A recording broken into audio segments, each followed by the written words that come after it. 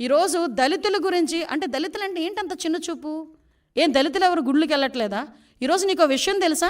తిరుమల తిరుపతి దేవస్థానం మీద deputy EO పొజిషన్లో ఉన్న వాళ్ళు చాలామంది వెళ్తున్నారు. ఒకసారి చెక్ చేసుకో. నీ హయాంలో ఉండొచ్చు, నువ్వు ఉండలేకపోవచ్చేమో, మా హయాంలో ఉంటారు. ఎందుకంటే మాట్లాడితే మానవత్వం అన్న పదం సిగ్గుపడుతుందయ్యా జగన్మోహన్ రెడ్డి, నీ నోట్లోంచి ఆ పదం వస్తే. నువ్వు మానవత్వం గురించి మాట్లాడేటప్పుడు వెనకతలు పిక్చర్ వేసుకో. మీ బాబాయ్ హత్య, గొడ్డలిపోటు గురించి ఒక పిక్చర్ వేసుకో, అప్పుడు మానవత్వం గురించి మాట్లాడేది. కానీ వెనకతలు ఇంకో పిక్చర్ వేసుకో. నీ చెల్లి వీధి ఢిల్లీ గల్లీ తిరిగిన పొజిషన్ గుర్తుపెట్టుకో. మానవత్వం గురించి నువ్వు మాట్లాడేటప్పుడు షర్మిల ఈరోజు రోడ్డుకి ఎందుకు మీకు వ్యతిరేకంగా మాట్లాడుతుందో ఒక్కసారి ఆలోచించు. మానవత్వం గురించి ఆలోచించేటప్పుడు నీ తల్లి ఏం చేస్తుందో ఒక్కసారి ఆలోచించు. నువ్వు మానవత్వం గురించి మాట్లాడతావు. మన సెక్యులరిజం ఏమి సెక్యులరిజం? అందుకేనా సార్వభౌమత్వాన్ని గురించి, సెక్యులరిజం గురించి నువ్వు మాట్లాడతావు. ఇదేం దేశం అని మాట్లాడు. అసలు నిజంగా చెప్పాలంటే నిన్న ప్రెస్ మీట్ తర్వాత ఇదేం దేశం, ఇదేం మతం, ఇదేంటి అని మాట్లాడావు. దేశద్రోహం, దేశ బహిష్కరణ కింద నిన్ను బయటకు పంపించేయాలి. అఫ్కోర్స్ నువ్వు ఎలాగో వెళ్ళిపోదావు నిర్ణయించుకున్నావేమో కాబట్టి ఇలాంటి మాటలు మాట్లాడుతున్నావు. లాస్ట్ 5 సంవత్సరాలు చక్కగా సంపాదించి బయట పెట్టుకున్నావు బయట దేశాల్లో. ఇంకెలాగ ఇక్కడ ఉన్న వాళ్ళు బయటకు వస్తే తన్నేలా ఉన్నారని చెప్పేసి వెళ్ళిపోవడం రెడీ అయినట్టున్నావు. అఫ్కోర్స్ అందువల్ల నువ్వు ఆ మాట మాట్లాడుతున్నావేమో. నిజంగా దేశద్రోహం చట్టం కనుక ఉండుంటే నిన్న ఆ కేసులు ఈరోజు బుక్ చేసేవాళ్ళని. దేశ బహిష్కరణ అన్నదే నీకు కరెక్ట్.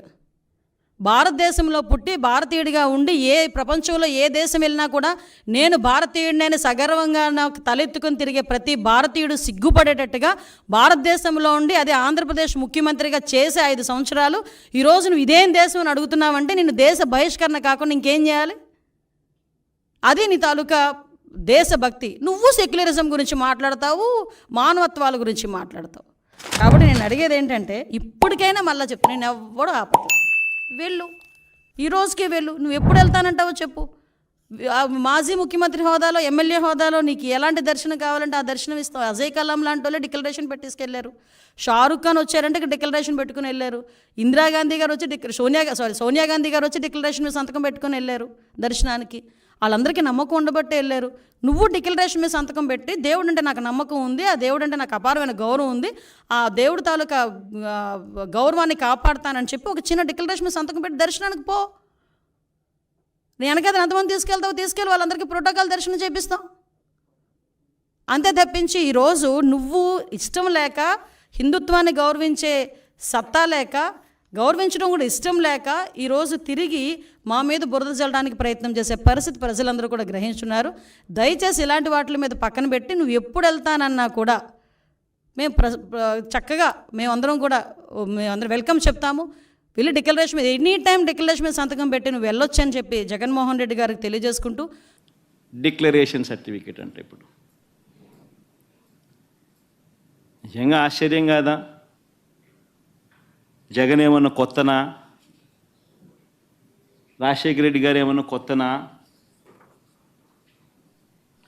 నా మతం ఏమిటని తెలియదా ఎవరికైనా ఆంధ్ర రాష్ట్రంలో కానీ దేశంలో కానీ?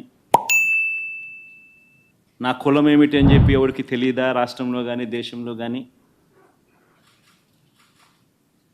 రాజశేఖర రెడ్డి గారు 5 సంవత్సరాలు ముఖ్యమంత్రిగా ప్రతి సంవత్సరం బ్రహ్మోత్సవాలకు వస్త్రాలు నాన్నగారే సమర్పించారు.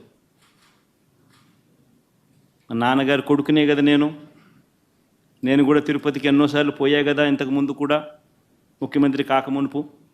అంతెందుకు నా పాదయాత్ర మొదలెట్టేటప్పుడు వెంకటేశ్వర స్వామి ఆశీస్సులు తీసుకొని మొదలెట్టా. నా పాదయాత్ర అయిపోయిన తర్వాత నేరుగా తిరుపతికి వెళ్ళి కాలినడకన కొండెక్కా. తిరుపతికి వెళ్ళి కాలినడకన కొండెక్కి వెంకటేశ్వర స్వామి దర్శనం చేసుకొని తర్వాతనే ఇంటికి పోయా.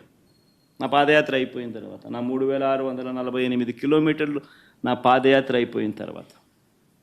ఇవన్నీ తెలియవా రాష్ట్ర ప్రజలకు? అప్పుడు చంద్రబాబు నాయుడు గారు ప్రభుత్వమే కదా అప్పుడు ఉండింది. అప్పుడు నేను ప్రతిపక్ష నాయకుడినే కదా అప్పుడు. ఆయన కళ్ళ ముందరనే కదా వెళ్ళింది, తిరుపతి కొండెక్కింది 2 సార్లు. మళ్ళీ దాని తర్వాత నేను ముఖ్యమంత్రి అయినా 5 సంవత్సరాలు తిరుపతి బ్రహ్మోత్సవాలకు దగ్గరుండి వస్త్రాలు నేనే సమర్పించా. వస్త్రాలను నెత్తిన పెట్టుకుని మోసుకుంటూ వెళ్ళి వెంకటేశ్వర స్వామి మీద భక్తి శ్రద్ధలు చూపిస్తూ వెంకటేశ్వర స్వామికి బట్టలు సమర్పించడం జరిగింది. నేను అడుగుతా ఉన్నా, ఫస్ట్ టైం ఎవడన్నా పోతా ఉన్నప్పుడు నువ్వేదో ఇట్లా మాటలు మాట్లాడినా అర్థం ఉంది.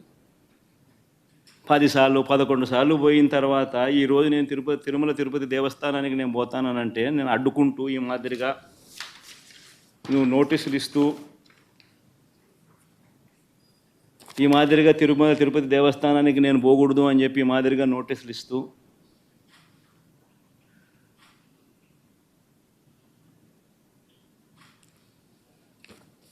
ఈ మాదిరిగా మా ఎమ్మెల్యేలకు మా కార్పొరేటర్లకు అందరికీ కూడా ఈ మాదిరిగా నోటీసులు పంపుతూ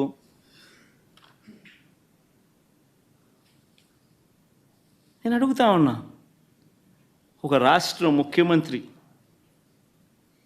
ఇంకా 5 సంవత్సరాలు బ్రహ్మోత్సవాలలో తిరుమల తిరుపతి దేవస్థానానికి వస్త్రాలు సమర్పించిన నేను, ఇన్నిసార్లు తిరుమల తిరుపతి దేవస్థానానికి వెళ్ళిన నేను, ఈరోజు తిరుమల తిరుపతి దేవస్థానానికి నేను రాకూడదట, పోకూడదట. కారణం ఏమిటంటే నా మతమట.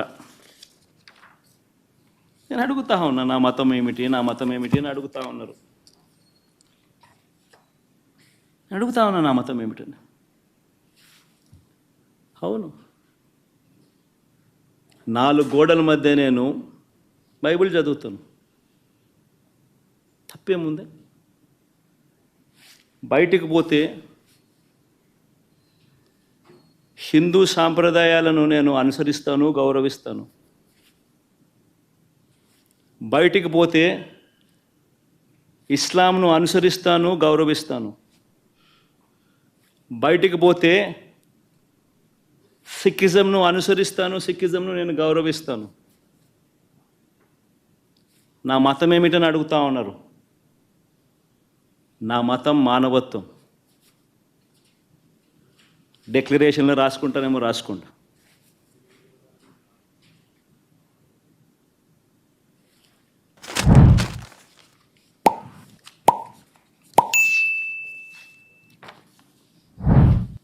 భారతదేశం కాన్స్టిట్యూషన్